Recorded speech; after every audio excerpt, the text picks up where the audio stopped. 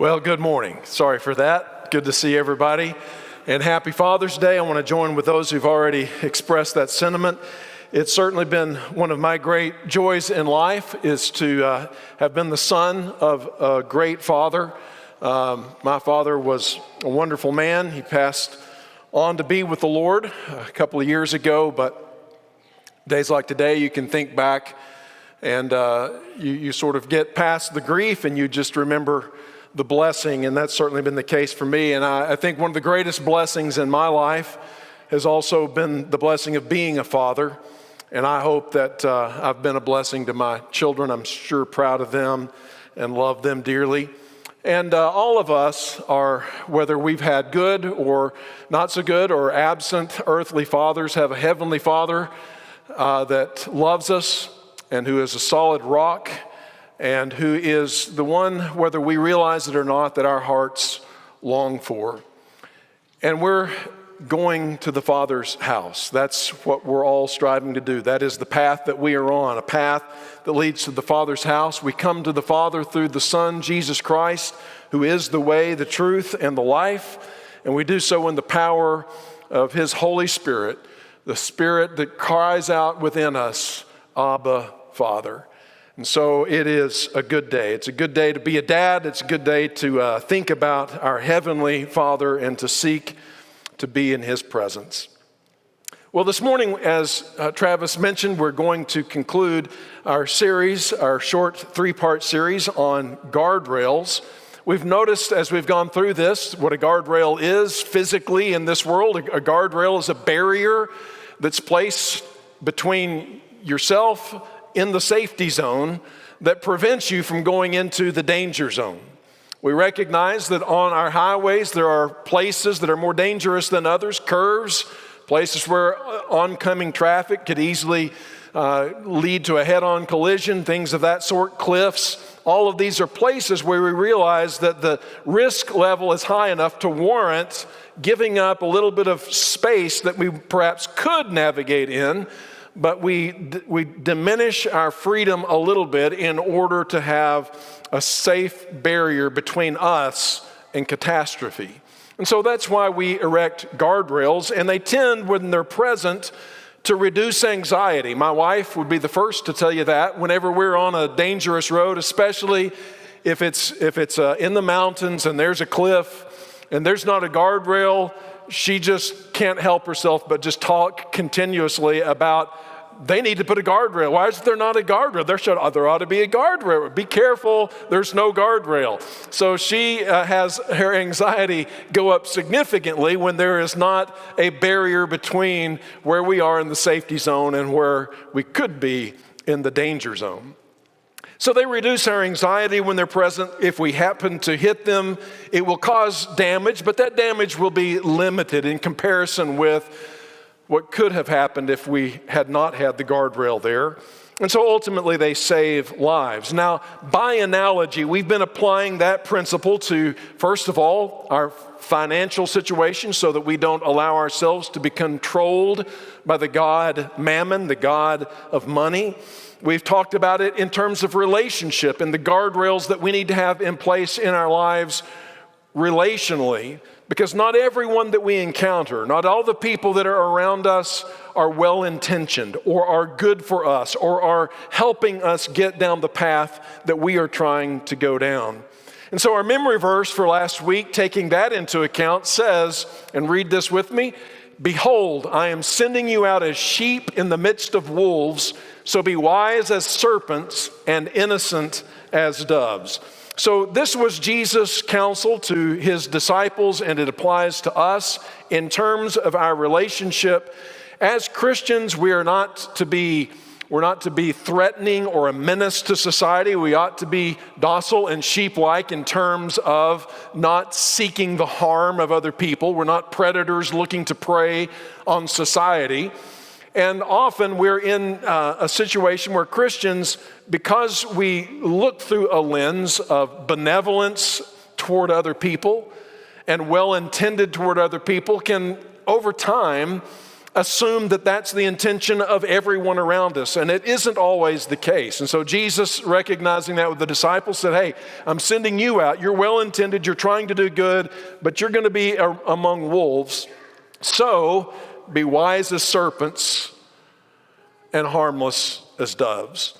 And so we need to know what's going on around us. We need to recognize that we want to surround ourselves with those who are going to be on our side to help us to do that which glorifies God and keeps us on the path. One thing that I wanted to say about that, not that I want to go back and preach last week's sermon, but I don't want to leave the impression that therefore we're never to have anything to do or no contact with people who aren't faithful, solid Christians. We obviously need to rub shoulders with people in the world. We need to be friends of people who are not Christians, but what we're talking about here, and have a positive influence on them, but what we're talking about is the people that we're choosing to be our closest, intimate companions in life that are going to influence our thinking and behavior need to be like-minded people who are encouraging us in the direction that we're going. And then today, we want to move on to this third and final of the series, which is about moral and ethical guardrails. These are the guardrails that you and that I need to place in our lives that are barriers between what you permit yourself to do and what would if you went beyond that and would end up getting you expelled as a student, divorced as a married couple, fired from your job, or fined by those in authority. Now, that's not an exhaustive list, but that gives you some idea of what I'm talking about. There needs to be some ethical boundaries, some ethical guardrails, moral guardrails that we put in place. And we put them in place, again, in the safety zone, not over once we've already crossed the line where these are going to be the consequences of our behavior, but we limit our freedom a little bit in order to light up our conscience before we cross over into that which would be so ruinous or destructive in our lives. For instance, if you had been pulled over Friday night by a police officer, and they had done a sobriety check on you, would you be able, with no anxiety, no concern, no fear, be able to take that test and know that you are not going to be over the blood alcohol limit? That's a moral guardrail that you could put in place that would prevent you from running into a serious problem. What if your spouse right now was just able to pick up your phone and go through all of your messages, all your direct messages, all of your texts, all of your social media exchanges, were able to just go through and scroll through all of that, and you would be able to say, that's perfectly fine, that is no problem, there's nothing there that I would want to, that I would be ashamed of or that would cause a problem in my marriage. That's the kind of way we ought to be. And in fact, Janice and I both share our phone password with each other, and we are free and often do for various reasons, open up the other person's phone and scroll through things. And it's a beautiful thing to be able to live a life in the open, to walk in the light and to not fear what somebody's going to find out about you. That's no way to live, and the Lord doesn't want us to live that way. We need to make sure that we maintain boundaries that keep us in that safety zone. What about if you got a letter from the IRS? You are going to be audited. Or you got a message in your business that your department that you're in charge of is going to be audited in some way or another, internal, external, however they do that kind of thing. And you get that message. Are you all of a sudden, because of the ethical boundaries and guardrails that you have put in place in your business, in your life, able to say, that's okay, I'm ready for this, and I'm not concerned about where it's going to end up? Once there was a king who lived on top of a high mountain, And there was a twisting, winding road all the way up with sharp drop-offs on the road from the valley below where most of the people lived up to where the king's palace was on the top of the mountain. And one day the king needed to hire a new chariot driver. And so 3 chariot drivers were interviewed for the job of the king's charioteer. And the question was asked each of these 3 candidates, if you were to be hired as the king's chariot driver, how close to the edge of this road could you drive without going off the edge? And the first guy, wanting to impress the interviewer, said, I think that I could drive that chariot consistently within 1 foot of the edge of that cliff and never go off. It was impressive, but the second guy said, I could go within 6 inches of the edge of that cliff and never drive off. And the third guy said, if the king were in the chariot that I were driving, I would stay as far away from the edge of the cliff as I possibly could. Sadly, the king chose the second guy with the 6 inches off, and sure enough, they went over the side and the king, perished. The moral of, just kidding. You get the point of the story. James teaches us in the New Testament, the passage that was read in our hearing a moment ago, why we need to maintain guardrails and avoid moral disasters in our lives. In James chapter 1 and in verse 13, he begins the admonition by saying, let no one, that's you, that's me, no, I'm one of no one. So no one should say this. Let all of us not say this when he is tempted, because you're tempted and I'm tempted. We face desires, longings. There are temptations that would divert us from the path that we're trying to travel on. But whenever that happens, whenever you feel some urge, some desire, some yearning for something that takes you off of the path that you're on, don't say, I'm being tempted by God. That God is somehow trying to get me off the path. God is against me. God has opposed me. God wants me to fail. God has caused this to happen. I'm being tempted by God. For God cannot be tempted with evil, and he himself tempts no one. And so we're not to blame God for our desires to depart from the way that he has laid before us.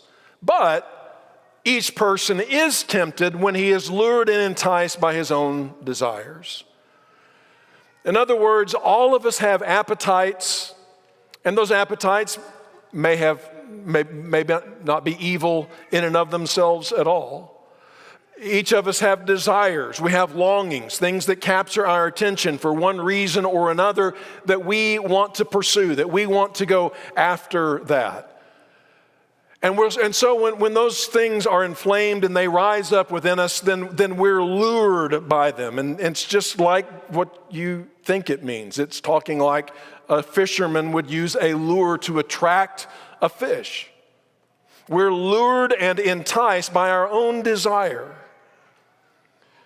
In other words, sometimes the evil is not just what's out there in the world, though that's real, and why we do need to be careful about our relationship and be wise as serpents, harmless as doves. But we also need to recognize that you can keep yourself and away from every influence of evil. You can turn off all the TVs, all the social all the movies and the social media, and you can move to Idaho and live in the woods in a cabin all by yourself, and you will still find that there are evil temptations that rise up within you, because the heart is deceitful above all things and desperately wicked. Who can understand it?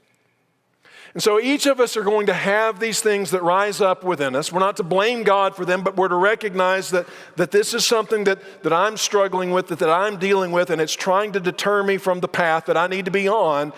And when these desires lure us away and we're enticed to go after them, here's what happens. Desire is conceived and brings forth sin. And so it's not necessarily wrong to have the thought. It's not evil to have the desire.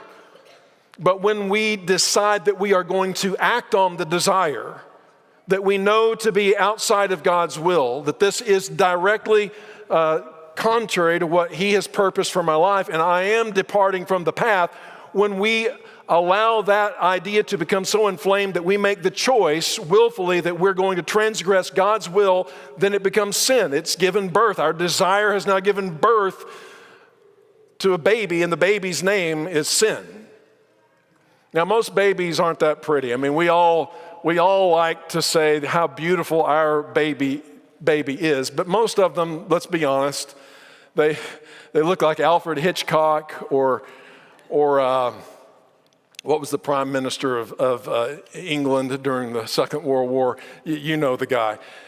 They look a lot like Churchill, Churchill or one of these fellas, but this baby is really ugly. This is the baby that has been born as a consequence of me giving in to the desires of my heart that are contrary to God's good and perfect will for my life. These are the desires that I've allowed myself to be lured and enticed by, to the point that I've given birth to a sin. And when that baby grows up, it's going to kill me. Once my desire that I've yielded myself to begins to mature and take deeper and deeper root in my life, it's all of a sudden going to take control of me. At first, I thought I could control my sin. I could handle this temptation. I was stronger than it. I could dabble in it a little bit, but that baby grew up and that baby grew strong, and all of a sudden that baby is dominating me and it's in control. And how many people's lives are characterized by suffering, needless suffering, and misery and despair because they had a little bit of allurement, a little bit of enticement, and thought that they could handle this, but it turned into a monster that is beyond their ability to control, and in fact now controls them. And the end result of all of this, he says, is death. Death to your freedom, death to your relationship, death to your physical health and well-being, and ultimately death to your soul, death to your spirit. And so it is that we need to be on guard and recognize temptation and sin and desire for what it is. It is the bait on a hook that conceals the consequences. Desire blinds us to the outcome, but God loves us and shows us where this is all headed. It looks so good, the bait looks so good when it's dangling on the hook, I suppose, to a fish, but the end is a hook in the jaw. And no matter how hard you fight and pull and jump against it, you keep getting reeled in until all of a sudden you're taken out of your environment, you're in the boat, and you're somebody's lunch.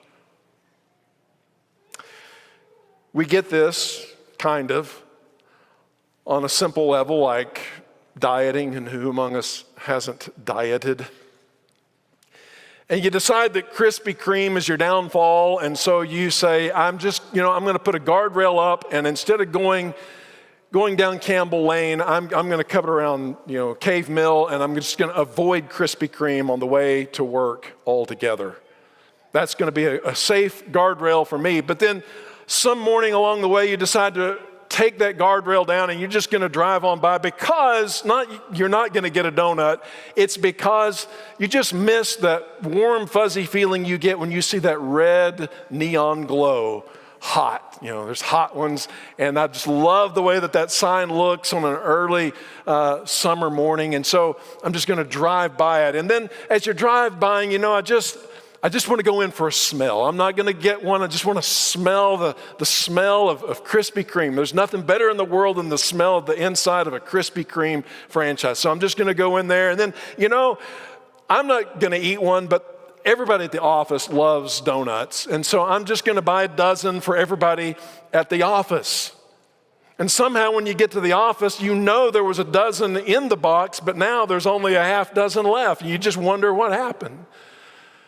Well, God didn't make you do it, and maybe even the devil didn't make you do it, but your own desire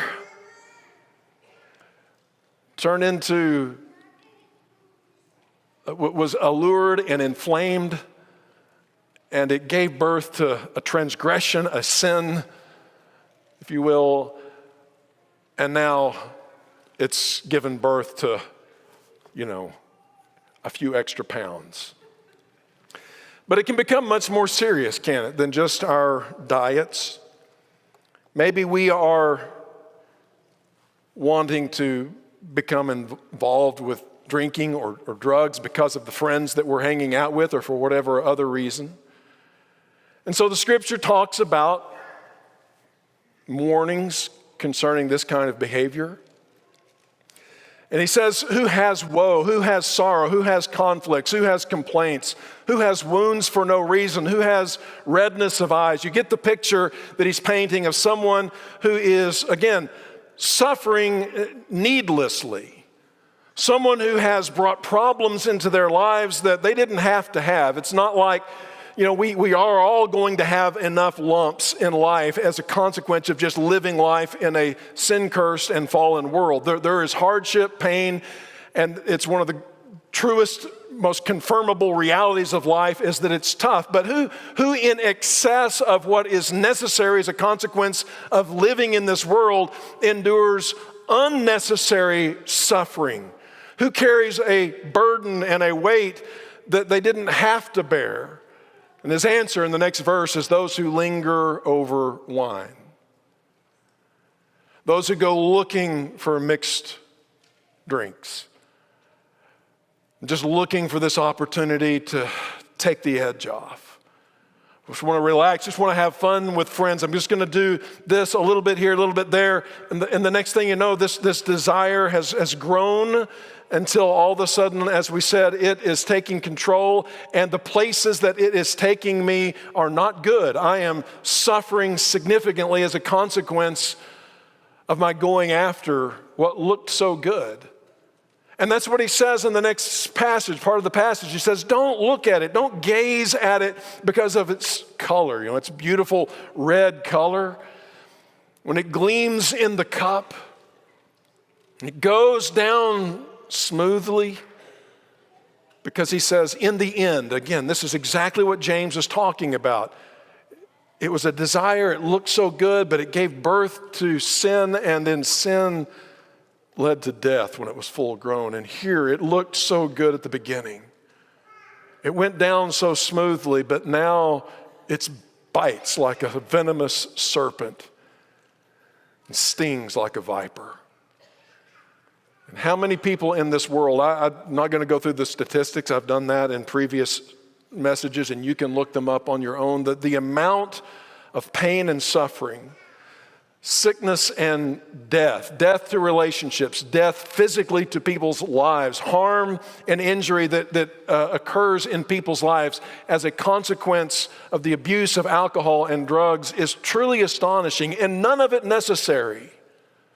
None of it necessary.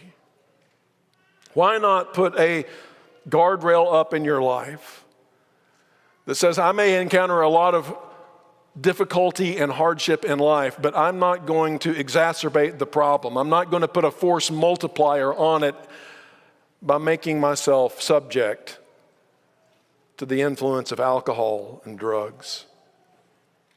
And then what about finances? Again, briefly, I want to talk about this because it is a moral issue. It's not just a money issue. It's money is the stuff of life. And Paul to Timothy says, those who want to get rich, those who set out in life and say, you know what I really want? I want to make a pile of money. I want to be rich. I want the comforts that go with that. I want the status that comes with that. I want to prove myself and all, whatever our motivations are, we want to get rich. That's what we're setting out to do. And when we do that, he says, these people fall into temptations and a trap. And then into many foolish and harmful desires that plunge people into ruin and destruction. And that can happen whether you make it or not. Maybe it's the way you're trying to make it that ends up getting you into this place. But when we set our mind on the God Mammon, he is going to lead us into a trap that is harmful and ruinous and destructive. And again, just like we saw in the previous point, we could all cite countless people that we've known along life's way who have been exactly in this place as a consequence, setting their affections on money. For the love of money, he goes on to say, is a root of all kinds of evil. Some people eager for money have wandered from the faith and pierced themselves with many griefs. Again, I don't need that. Now, money's a part of life. We all need to deal with this, but letting money get a hold of us, letting our desire for money get its tentacles into us so that we no longer just have money, but money has us. Look where it ends up. Again, James says this is a baby that's going to grow up and it's going to be a beast. And its end result is death. What about our tongues? Do we need some moral guardrails, not only with regard to substances, with regard to finances, but also with the way that we communicate with other people? Yes, we do. In fact, Psalm 39 verse 1 says, I will watch my ways and keep my tongue from sin. I will put a muzzle on my mouth while in the presence of the wicked. Now, a muzzle represents exactly what we're talking about. It's a guardrail. It is limiting what maybe one could say, what one has the right to say, but I'm not going to say it, and especially in certain company, because I know that it's going to result in so much problems and trouble and pain. And so we do not need to say everything or type or text everything that pops into our heads. Instead, what Psalms is telling us here is that we need to station a guard. We need to put a guardrail up. We need to muzzle ourselves and control what we say, what we communicate. And make no mistake, we talk about the alcohol, we talk about the money, we're going to talk about another thing in a moment. And we sometimes immediately we can see the danger involved in that. But here we tend, perhaps because speech is something we constantly do, and if you're a preacher, you do it for a living, and you just assume that, you can just say words. You just keep speaking words, and what's the big deal? But Scripture couldn't be clearer. That a raging fire gets set, that comes from hell itself, to use, again, James's language.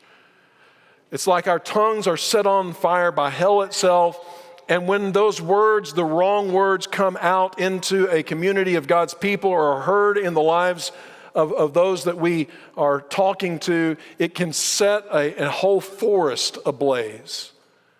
And our tongues, though a small part of our body, have a disproportionate influence and impact in our lives. And we need to have guardrails in place and think about what are the things that I'm not going to say? What are the situations in particular and the people that I'm going to be extra careful about what I say around, and I'm going to put a muzzle on my mouth so that I don't do damage. Damage in their lives and damage in my own. And then lastly, we need to put a guardrail up in the area of our sexual morality. In 1 Corinthians chapter 6 and verse 18, he says, flee from sexual immorality. There are different ways and strategies that we need to utilize in order to fight temptations. And if it's drugs and alcohol, if it's the use of our tongue, if it has to do with our finances, we need guardrails that are strategically placed along our path in order to avoid the pitfalls that are peculiar to them. But in this instance, he doesn't say that you need to strategize so much about it and all that. He just says you need to get away from it. This is a temptation that will lure you in and draw you in ways like none other. And so you really need to have some very strict boundary markers set up in your life so that you do not transgress in this area and you don't see how close to the edge you can get without falling off the cliff. You do like you would if you were driving the king around. You stay as far from the edge as you can. If you're married, you should avoid anything that fosters intimacy with another person, not your spouse, whether in person or online. And maybe even more importantly, online, because I have had any number of situations where I know of people who began exchanging with an old, high school classmate or some person from the past, and you have these exchanges. You only see them online, and you get this idealized sense of who they are, and you only see the positive aspects of this. And then when you finally meet, you just like, it's crazy what people do.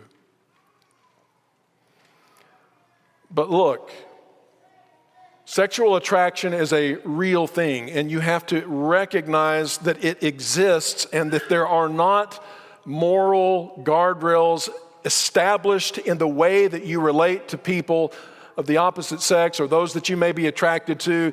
You are going to set yourself up for disaster. If you're dating, again, you should avoid dangerous places. And I used to think that some of these things would go without saying, but apparently not. No sleepovers. Oh, well, we're not going to do anything immoral. We're just playing house. We're not like actually setting up house. I mean, I was going to ask, how stupid do you think I look? But I better not ask that. Don't ask questions you don't want someone to answer. Can you take coals of fire, the proverb says, into your very being and not be consumed by them? I mean, do we want to live holy lives? Do we want to recognize that our vessels and the vessel of the other person is holy and belongs to the Lord, and we want to honor ourselves, we want to honor them, and we want to honor our future spouse and their future spouse. And so we are going to have the guardrails in place necessary to keep ourselves holy and pure. Certainly it goes to say the same with regard to pornography. And this is a struggle for so many people, and there are so many males and females both, but young men in particular, good young men who are having their lives and their spirituality destroyed by this cancer. And if it's a problem that you are struggling with, as we try to say every time that this is addressed, you need to talk to somebody who's in a position to help you be accountable and overcome this. And take whatever measures are necessary to take in order to eradicate it completely from your life. One of the worst things you can do with any kind of sin, but particularly sexual sin, is keep it in the dark. When you bring it to the light, it tends to wither. Well, again, as I said at the beginning, walking in the light is a beautiful thing. To have a clear conscience, to have the low anxiety and the high, not standard of living, but the high quality of life that comes from having the security of reasonable boundaries that I'm not making laws for you, but that you have set up to make sure that you don't fall into great transgression. That's a wise thing to do. And if you care about your future, and if you're aware of your temptations, then I think that you will put this series into practice. I certainly hope that you will. Now, there could be someone that says, well, it just seems a bit unnecessary. It's kind of overkill. I feel like I can just get along through life fine without any kind of unnecessary or arbitrary standards and boundaries set up in my life. I'm smart enough to keep myself out of trouble. I just want to ask you one question, and that is, what guardrails does our culture have in place to keep you from going off the cliff? With regard to alcohol and drugs, are there any guardrails that it has in place, or does it not taunt you and lure you to just keep on coming, and then when you go over the edge, it shames you? And it does the same things with sexuality. It flaunts it, it taunts it, it entices and invites you to and then if something happens, then shame on you. But as Christians, we have a better way to live. We can ask the question, what's the wise thing to do? And as a parent, when I look out for my children, I put guardrails around them because I care about them and their future matters to me. And we ought to actually, as adults, have the same attitude toward ourselves and care about our futures and recognize that the wisdom that we would apply to them should be applied to us as well, and that we, as adults, set our own boundaries so that we don't become a cautionary tale to others in our lives. Because nobody needs a guardrail until they do. And when you do, you'll be glad you did. Now, if you're not a Christian this morning, we want to extend the Lord's invitation to you once again. We haven't talked about the gospel in terms of what Christ has done for you, but if you want to study about that or talk about that or learn more about that, we're happy to do so. Or if you do know what you need to do and want to respond to the gospel, we'd encourage you to do that. Maybe you just need help or prayers from the congregation. We always welcome people coming forward in a service, praying for them. And if that's a need that you have, we'd be happy to help you. But I want to say even much more important than that. If any part of this series, and especially today's, has convicted you in some way, or you realize that your desires have given birth not just to temptation, but to sin, and that sinful baby that you've given birth to is now growing up into a monster that you can't control, and you need help, then that's what the shepherds of this congregation, other members that you look to and you realize are strong in their faith and solid, that you could talk to and ask for prayer and accountability and counsel. You don't have to live in the shadows and in the darkness and continue on doing what you're doing. You can get the help that you need. That's what the church of the Lord is intended for. So please reach out to somebody if you need that help. And if we can help you in some public way, let us know while we stand and sing.